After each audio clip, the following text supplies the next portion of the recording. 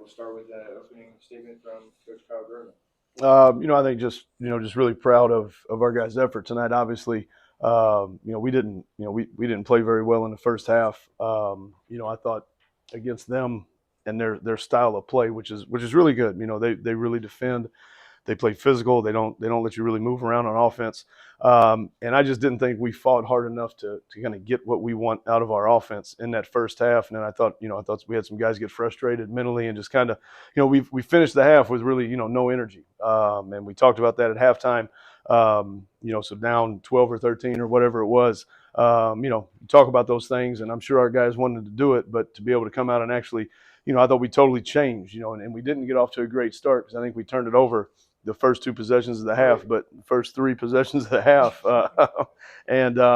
we kept plugging, but then we found some baskets, and then I thought our energy just as we saw the ball go in the basket, I thought it just totally changed our energy, and we just stayed committed to it for 20 minutes. So just really proud of their mentality to come out and fight.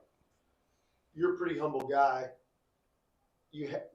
Tell me about conversations you had to say. I mean, it's one thing to say we didn't have energy, but how do you convince the team, hey, we got to stay after it? We're down double digits, but we got to do this to stay after it. I think it's the accountability that these guys know that we stress to them every day. The coaching staff, not just me, just constantly, keeping a thumb on guys, constantly, not correcting mistakes, but just constantly pushing guys to be better, to do the right things all the time. If they get a little out of character, you've got to stop those things. And that sounds easy, but sometimes it's a challenge. But then they accept it.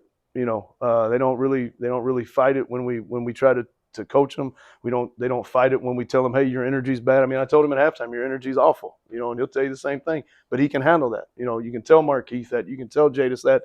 So they accept it, and then I think they try to change it. Reggie, at one point you were 4 for 4 from long distance, and everybody else was like 1 out of 16. You had to contribute in that way. It's a little bit different tonight. I mean, my teammates been on me a lot. They know I'm a good shooter. I put the time in and the work in. But some games I don't shoot the best, and I just feel like today was my day. They, like I said, they trust me. The coaches trust me. So I mean, if I'm open, and I'm gonna shoot it. What did you guys do to slow down Rayshawn? I mean, still I guess finished with 19, but he had to work really hard for those 19 points. I mean, Rayshawn, he's a good player, of course. He's a good scorer. But at the same time, we got good defenders. We got good scorers. So, like I said, I trust my guys. I mean, I work with them every day, and I know when it's time to get that stop, I can go battle with them. Coach, you look at this win, and obviously a massive comeback win, and kind of looking at some of the past victories and even some of the past losses. The biggest thing, especially to me, is just the resilience of your team, and it just refused to quit. And today it showed the most evident out of any of the games we've seen. Talk about that mentality for your team and just how big that was for your team today to get this win. Well, yeah, I mean, I think that's obviously when you're in a hole like that against a team that good. I think that that's you've got to come out and you've got to work every possession, and I think we talk about that, our mentality and how hard the game is, and staying locked in mentally and handling adversity. Like, we probably spend so much of our time talking about things like that versus X and O's that I think. Again, I think these guys buy into that. I think they understand it. I think they want to be better. I think they want to be, they want to handle adversity. They understand that if we tell them, hey, your energy's not right, or defensively we've got to do this, they embrace it. Like I was saying earlier. And I think it's just, it's a coaching mentality, but it's a player's mentality to be able to go do it. And to be able to say, let's dig in here and get a stop. Hey, let's find some positives. So as much as we coach it, you've still got to have guys that can be that, and I think that we kind of said it earlier in the year. I think we have a lot of competitive guys. He's a competitor. Marquis a competitor. Jadis, Clayton. You see Ali go out and play hard. So many guys. Nate Johnson. Didn't really play much in the second half, but Nate is a competitor. And so I just think when you have those type of guys on your team, you can do some things like we did here tonight in the second half. Reggie, when you look through that, honestly, from a team standpoint, what's going through your guys' mind when obviously you're in that hole, but you just refuse to let it get the best of you and you just want to try and climb out of it as hard as you can? I mean, basketball is a game of runs. So, I mean, we might not have the best game some games or the best half. We might be shooting bad, but at the end of the day, you still got to dig in deep and you got to play on the defensive end. So if you might not be scoring, but you can affect the game in a different way. So, I mean, that's really it.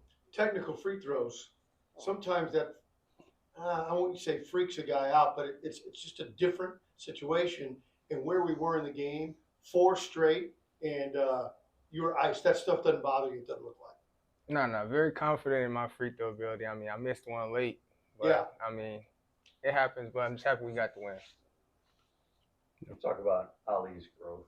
I mean, he's just a different player than he was even 2-3 weeks ago. Yeah, I agree. I mean, it's like I think we talked about it, 3 or 4 weeks ago. He's just been a sponge since he's got here, whether he was playing or not. I mean, you talk about a guy that just wants to work hard and get better.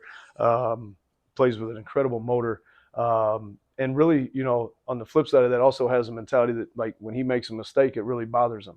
It bothers him when he misses his free throws, or it bothers him, when he grabs that rebound and falls down and it's a travel.